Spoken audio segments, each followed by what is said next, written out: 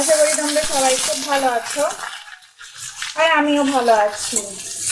তো দেখো আমি সর্ষের তেলের মধ্যে গোটা জিরে ফোড়ন দিয়েছিলাম আর এই বিট আর গাজর আমি ভাজা করে নিচ্ছি।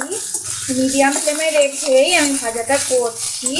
তো দেখো আমি ডুমো ডুমো করে কেটে নিয়েছি একটা বড় সাইজের বিট আর এই যে ছোট ছোট করে ডুমো ডুমো করে কাটা গাজর।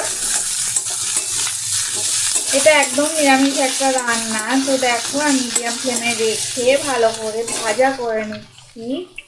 তো সামান্য একটু দেখো আমি নুন দিয়ে দিলাম আর দেখো অল্প পরিমাণ আমি হলুদ গুঁড়ো দিয়ে দিলাম। দেখো একটু আদা বাটা দিয়ে দিলাম আর একটা ছেঁড়া কাঁচা লঙ্কা দিয়ে দিলাম। দেখো একটা ছোট সাইজের আলু দিয়ে দিলাম এইভাবেই ডুমো করে কেটে। তো ভালো করে দেখো মশলাগুলো আদা বাটার সাথে কষিয়ে নেব। তো এটা সম্পূর্ণ নিরামিষ একটা রান্না। তো নিরামিষের দিনে তোমরা অবশ্যই ট্রাই করতে পারো, তো দারুণ লাগে খেতে। তো আমি দেখো ভালো করে ভাজা করে নিয়ে এটা একটুখানি জল দিয়ে দেব।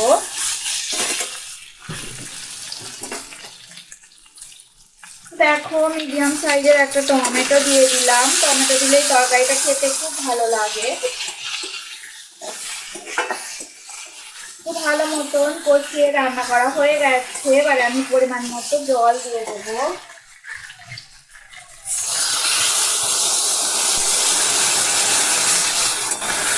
দেখো সিদ্ধ হওয়ার মতো জল দিয়ে দিলাম।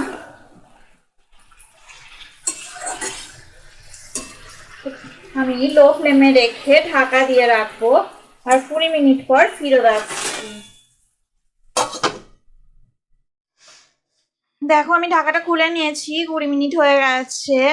তো এইভাবে রান্নাটা দেখো বিট গাজরের নিরামিষ সুন্দর তরকারি আমি করে নিয়েছি। তো দেখো এবার জলটা অনেকটা শুকিয়ে গেছে, সবকিছু সিদ্ধ হয়ে গেছে। গ্যাসের ফ্লেমটা আমি দেখো অফ করে দিলাম। তো দারুণ সুন্দর রেসিপি আমার রেডি হয়ে গেল। তো এই রেসিপিটা যদি ভালো লেগে থাকে তাহলে অবশ্যই লাইক দেবে, শেয়ার করবে আর কমেন্ট করে আমাকে জানাবে তোমাদের কেমন লাগলো। তোমরা সবাই ভালো থাকো, সুস্থ থাকো আর আমার রেসিপি এভাবে দেখতে থাকো আর ভালো ভালো কমেন্ট করো। তোমাদের কমেন্ট পড়তে আমার খুব ভালো লাগে। আর পুরনো বন্ধুদের তো অনেক ধন্যবাদ, আর নতুন বন্ধু যারা আছো তারা আমার চ্যানেলটা সাবস্ক্রাইব করে আমার পাশে থেকো। আজকের মতো টাটা, পরে আবার নতুন ব্লগে তোমাদের সঙ্গে আবার দেখা হবে।